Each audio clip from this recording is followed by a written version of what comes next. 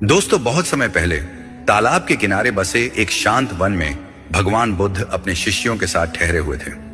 वातावरण में मौन था और मौन में शांति। उसी वन में एक युवा भिक्षु रहता था, अनिरुद्ध। बाहर से वह शांत दिखता था, लेकिन भीतर उसका मन अशांत था। एक दिन वह बुद्ध के पास आया। आंखें झुकी हुई थीं, आवाज में अपराध बोध। उसने कहा, भगवान, मैं ध्यान करता हूं, संयम रखता हूं, फिर भी मेरे मन में बुरे विचार आते हैं। क्रोध, ईर्ष्या, वासना, दूसरों के प्रति गलत सोच। मैं खुद से डरने लगा हूं। क्या मेरा मन अशुद्ध है? बुद्ध ने उसे देखा। न कोई डांट, न कोई प्रश्न, केवल करुणा।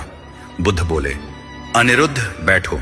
सबसे पहले यह समझो, विचार आना पाप नहीं है, विचार को पकड़ लेना दुख है।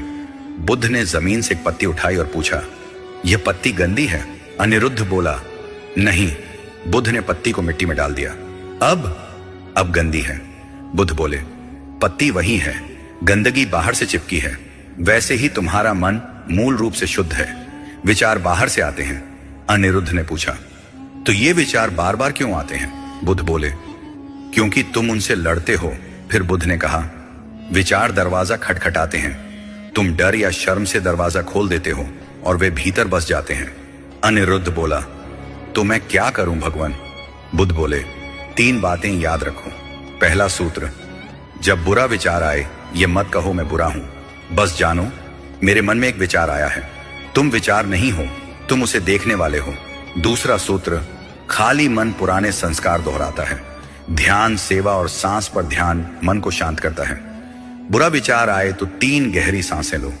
तीसरा सूत्र, खुद से करुणा रखो। सबसे खतरनाक विचार है, मैं खराब हूं। जो खुद से नफरत करता है वह कभी शुद्ध नहीं हो सकता। अनिरुद्ध ने पूछा, भगवान, क्या आपके मन में भी कभी ऐसे विचार आते थे? बुद्ध मुस्कुराए, आते थे, लेकिन मैंने उन्हें घर नहीं बनाया। फिर बुद्ध बोले, जैसे आकाश में बादल आते जाते हैं, वैसे ही मन में विचार आते जाते हैं। आकाश कभी गंदा नहीं होता।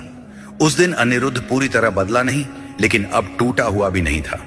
वह लड़ना छोड़ चुका था। अब वह जागरूक हो गया था। विचार आते थे, लेकिन टिकते नहीं थे, क्योंकि दरवाजा अब खुला नहीं था। बुद्ध कहते हैं, विचार आना गलत नहीं, विचार से चिपकना दुख है। खुद से नफरत सबसे बड़ा जाल है। देखो, समझो, जाने दो। मन को शुद्ध करने की कोशिश मत करो, बस जागरूक बनो। शुद्धता अपने आप आ जाएगी। दोस्तों, वीडियो पसंद आए तो लाइक, शेयर, फॉलो करें। ठीक उसी के बाद चैनल को ज्वाइन करें और कमेंट में नमो बुद्धाय लिखें।